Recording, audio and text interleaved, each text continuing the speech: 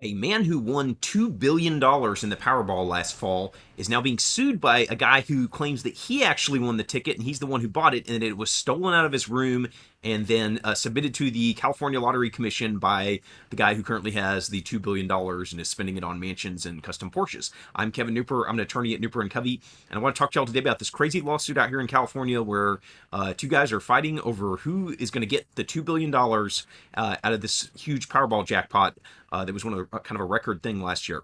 So the lawsuit is a little weird. It's filed by this guy who says basically that he has had this Powerball ticket. He bought it at this gas station. He says he's on video purchasing the ticket, or would be on video, but there's no video that's been released of this.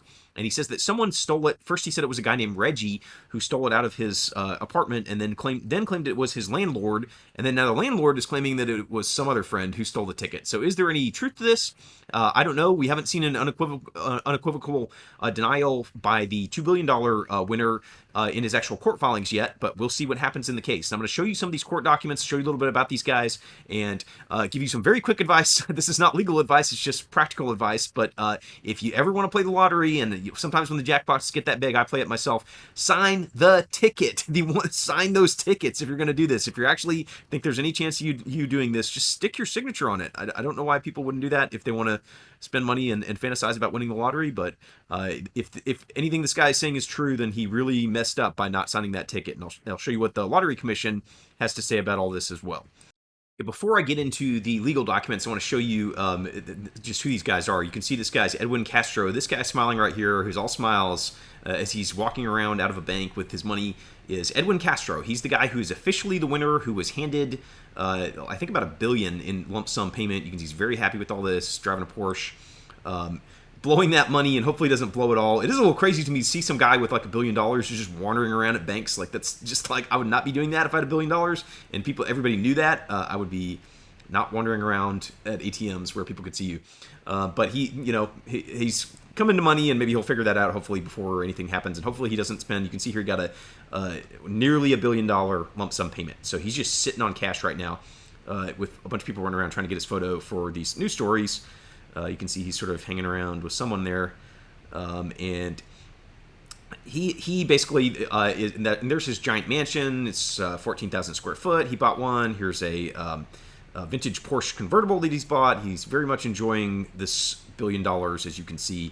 And I think it would be kind of hard to spend $1 billion in your lifetime unless you just go totally crazy. So, I know lottery winners have a bad reputation for just spending it all. If he manages to do that, that will on some level be impressive in and of itself.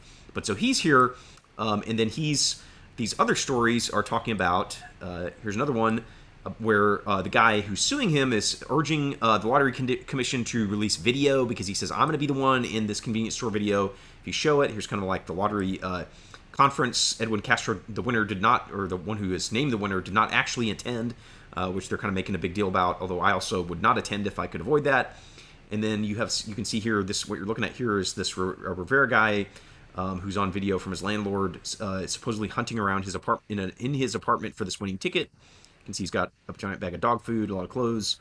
It probably would be difficult to find a winning lottery ticket in that apartment. And then the landlord. And we'll get back to the landlord in a minute. But I want to show you first what the lawsuit actually says and what's being alleged here.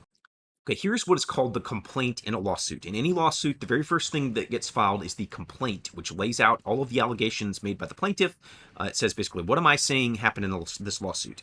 And when you're looking at this is the plaintiff, Jose Rivera's version of events. Doesn't mean it's true. That's ultimately what the jury decides. But this is where we hear what he's got to say and what he's going to be saying in this suit.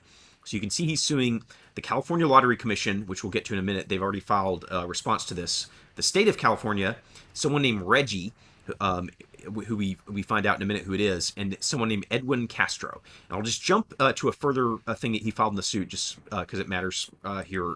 It's real quick and it helps us. You can see he amended the complaint later on to correct the name, and he says, "Oh, I figured out who Reggie is. It's Urachi Romero, which is his landlord."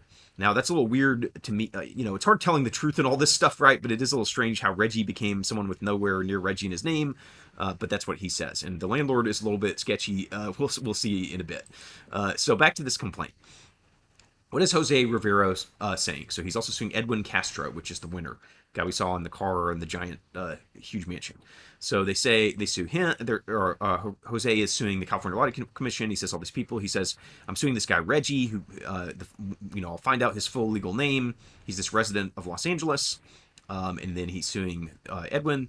Then he kind of just goes, there's going to be these other random people involved, and then he starts getting into the facts. He says, on November 7th, 2022, I, Jose Rivera, the plaintiff, purchased a lottery ticket for the 2.04 billion Powerball lottery draw that was scheduled for that day. The draw took place on November 8th. And then he says, I lawfully bought this lottery ticket at Joe's Service Center in Altadena, California. And I was all times the rightful and lawful owner of this lottery ticket. He says that this guy Reggie, who now has been revealed to be the landlord, allegedly stole the lottery ticket from me, and then he says that basically I started making demands, after Reggie, the landlord, steals the lottery ticket, he starts making demands to me to.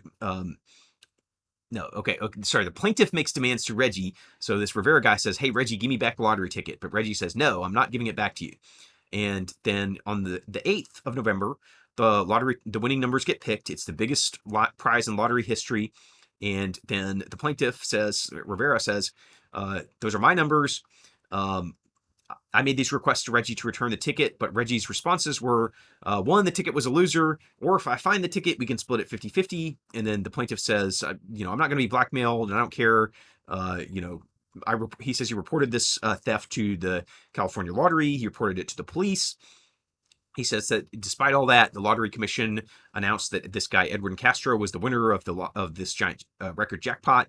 And he says that, the plaintiff is saying, but it's weird because Castro doesn't want to attend the press conference. He wouldn't allow disclosure of his age, his education, his residence, his occupation, or other things. I don't think that's weird personally. Like I said, I would not want. I mean, I guess all my stuff's out there, kind of from being a lawyer, but because all that stuff goes on the state bar, website.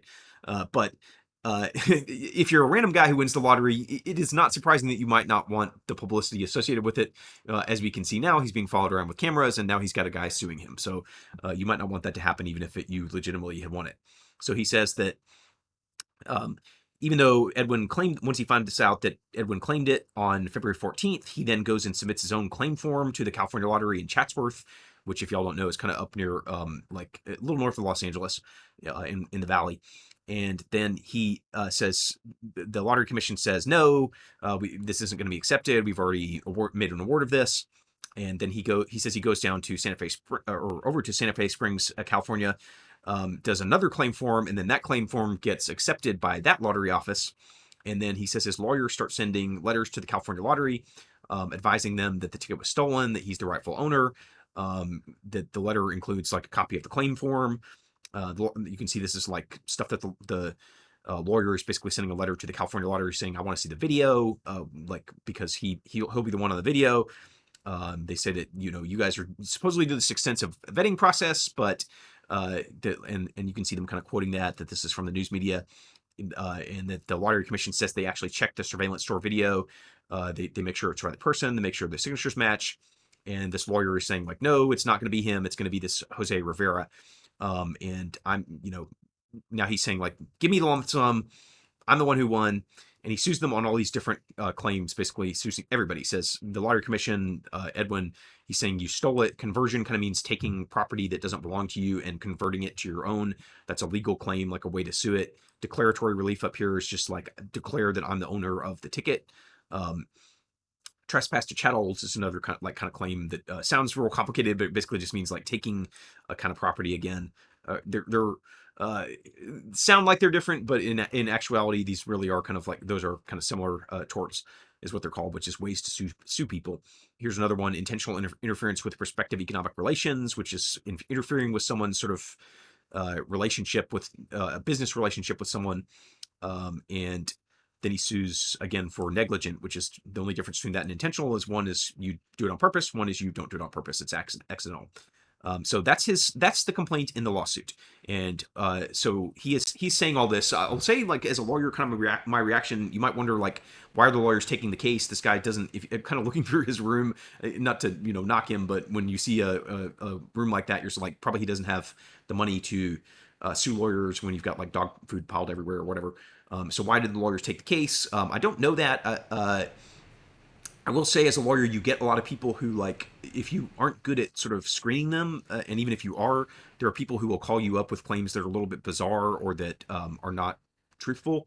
And so it is entirely like I don't know the answer to this. I don't know anything about like the truth in this case. But it when we start looking at what the landlord is saying to the news media and what's being alleged here, it's a little weird. You'll notice that there's not, like, if we go back up here, there's not a lot of details about how this supposedly got stolen in the lawsuit, which to me is kind of like a red flag. Like, um, there's nothing really about like how did this go away. You're kind of like, someone named Reggie takes this from me, but when we get up to like how did he say that this actually happened when he originally filed this lawsuit, he's saying I bought it. Um, Reggie stole it. He doesn't say how. He doesn't say what is going on. But what's being said to the news media is a question, because that starts to make you kind of wonder a little bit about this. So this is an article from the New York Post, which is like a newspaper up in New York, and they actually got a hold of this landlord guy and interviewed him. And you read it, or I read it, and I was kind of like, what is going on here? So now the landlord, and remember, this guy's being sued. First he was Reggie, now he's this other guy with a totally different name, and now the landlord is saying like, oh, Edwin Castro is right. I was shown this ticket. So the landlord starts saying, after having been sued and for allegedly stealing the ticket, now he's like, oh, well, actually, I saw this, and actually, this Edwin Castro guy is not the real winner because I've seen it. And what does he say in this interview? Because it's a little strange. So you've got this guy here who's saying that it's not the real winner, and you can kind of watch. Let's see if we can see a little of this video here.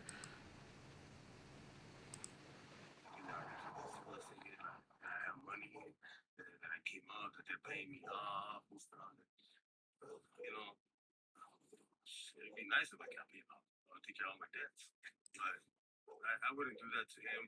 I opened my door to him. So I won't play the full thing just because it's their video. If you want to see it all, go to the New York Post. But you can see this article, like they're claiming. Basically, it says I got shown the winning ticket, and then the guy, this Rivera guy, the plaintiff, actually was like explaining to me why he bought every number on the lottery ticket. So he says, like, I remember questioning him twice on why you chose the number 10.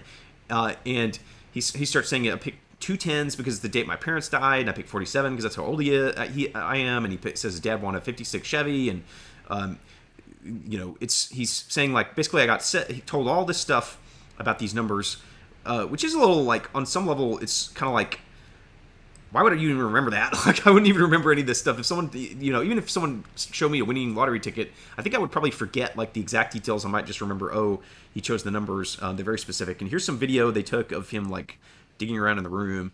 We'll see a little bit of this. We may see an ad, actually, but let's see if this will let us actually watch it. All right, I'm going to pause this and then come back to it in a second when I can get rid of this ad. So, all right, here we go. So y'all have to watch the ad. It's just, this is their proof. It's just him kind of digging around in this room while the landlord videotapes him doing that. And that's kind of the proof that they're submitting. That's like, okay, obviously this is real because he's looking around his room for the ticket and not finding it. I don't know what that proves, but it is what they gave to the news media. And basically the landlord saying, I saw the ticket. I don't know how he lost it, but it wasn't me that stole it. My name will be cleared. That's why he was kind of saying, like, oh, I don't have any of this money because I didn't steal it. And he's Rivera is like, couldn't find it, so he blames this landlord, according to the story. And the attorney is now giving a little bit more detailed story. The attorney tells the New York Post that this Romero guy, and they're still blaming him. He says, this is after all this, that he took the ticket from a table, but won't talk. The attorney won't make any comment on how these guys knew each other or how they knew the guy who actually claimed it, this Edwin Castro guy. And then they start, Romero, who's the landlord, is saying that the ticket could have been taken by some friend, or it could have been in his work pants. And then they said the friend has some connection to this Edwin Castro, but they don't say why. But then the landlord's also saying, like, maybe the ticket fell out of this Rivera guy's pocket because he's a gardener. And then Romero says, like, now I haven't spoken to him since then, but I don't know what's going on. And everyone's saying that I have a bunch of money, but it's really Edwin Castro here who has all the money. And that is true. Edwin Castro has all this. But so let's look at what Castro has said, because now he hasn't filed a full response, but he's filed a little bit of a response in the law. Okay, here's what's called a motion to quash. Okay, and what is this? It's not actually like what it's something that you can file at the very beginning of the case. Basically, if you weren't, you can file it on like a bunch of different types of things. But what they're quash just means like to sort of legally nullify. You get rid of it, and they're filing it on the service of process. So what they're saying is that the service of process was not proper here. The service of process is when, like, you see it on TV where someone, like, it's a little more dramatic on TV. It's not as dramatic in real life. They just knock on your door. But on TV, you'll see people like hiding with pizza boxes or something, and they go up to somebody in a car and they just like throw away the pizza box and hand them papers and be like, "You've been served," and then they run off or something. Like, that's usually how the TV shows show it. But basically, service of process is when they give you the papers of the lawsuit in person or through various other methods. Sometimes if they can't find you in person, to initiate the lawsuit and sort of give you proper notice that you've been sued. And Edwin Castro's lawyers are saying, I was not properly notified. And there's some declarations, which are sworn statements in here, written sworn statements that give us a little bit, not too much of the details, but some. And ultimately, I will say, just if you're like sort of a legal, interested in the legality of this, it doesn't really help him that much to quash this. I mean, maybe he has so much money he can just pay for the lawyers to do whatever he wants forever.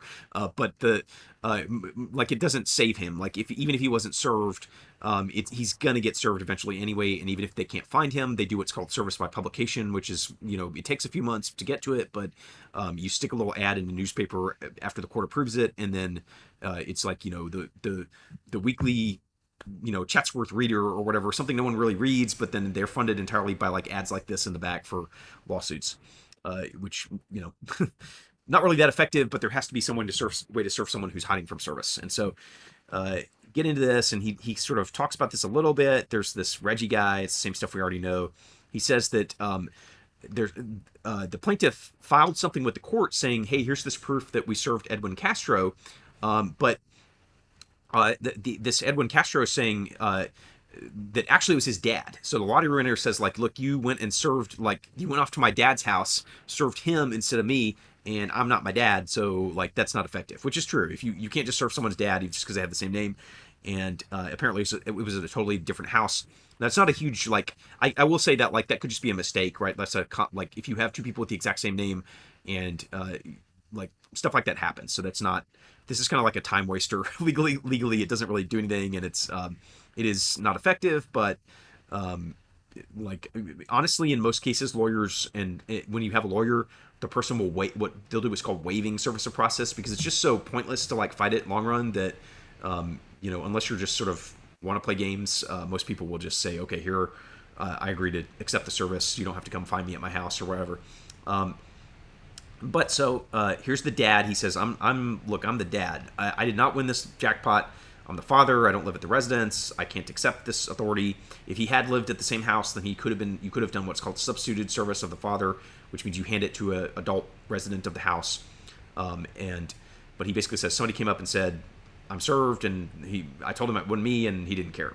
Which is also not surprising, because process servers sometimes, some of them do not really do what they're supposed to. But then you have a declaration from the actual winner. He says, like, the one who says he's the actual winner and has the money. Edwin, the winner, says, I am the winner. He didn't really tell us, if you're looking at like weird things, it's not super weird, but he doesn't give us a lot of details of like, how did I buy this, or am I going to be the guy on video or whatever. Says that, just tells us like, look, I'm the one who actually won this. We do know, let's look at what the Lottery Commission says, because the Lottery Commission has basically said, this isn't our issue, and go talk to Edwin. This document is something that was just filed. In California, they call it a demurrer. It is, in other states or in federal court, they'll call it a motion to dismiss. And so it's just a motion that they're filing at the beginning of the case, where the state of California and the Lottery Commission are just like, this is not our problem, basically. And that's something that if you are like a lottery fanatic, or even play it a little bit, whether you're spending a ton of money or like, I go, whenever I see these huge jackpots, I just sort of like, I'm like, okay, I just want to spend $5 and see what happens. What always happens to me anyways, I don't think I've ever even won $1 other than on some of those scratch offs sometimes. But those, not a big winner on these things, but I'll tell you what I always do is sign it, because here's what the Lottery Commission, the position they're taking legally, and it's probably true, is we don't really care whether this was stolen. We don't care if, like, it really does not matter to us that if you didn't sign that ticket, you're not the winner for us, and you can go sue Edwin, but that's, my name's Paul, and that's between y'all is the legal definition of what they're doing here. And let's look a little bit, just real quick, at what they say. So they kind of go down here. They do some like legal standards. This stuff's about like how to sue the government, which isn't really, lottery winners don't care that much about it because it's not specific to this. But they basically say state lottery. There's laws about the state lottery, and the only way the government can be sued is if the law specifically says you can sue us in this way. And the government code, which is what governs when you can sue the government, and how the government works, says no prize may be paid arising from tickets not received by the lottery. And it says that the right to a winning share accrues solely from possession of a winning ticket, not from the mere purchase of a ticket. So buying a ticket does not give you the right to be the winner, or let's be real specific, I guess. It does not give you the ability to get the money from the lottery.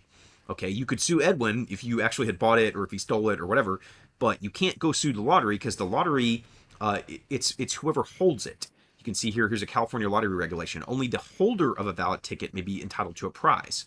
And a ticket is the only proof of a player's numbers and the only acceptable instrument for claiming a prize.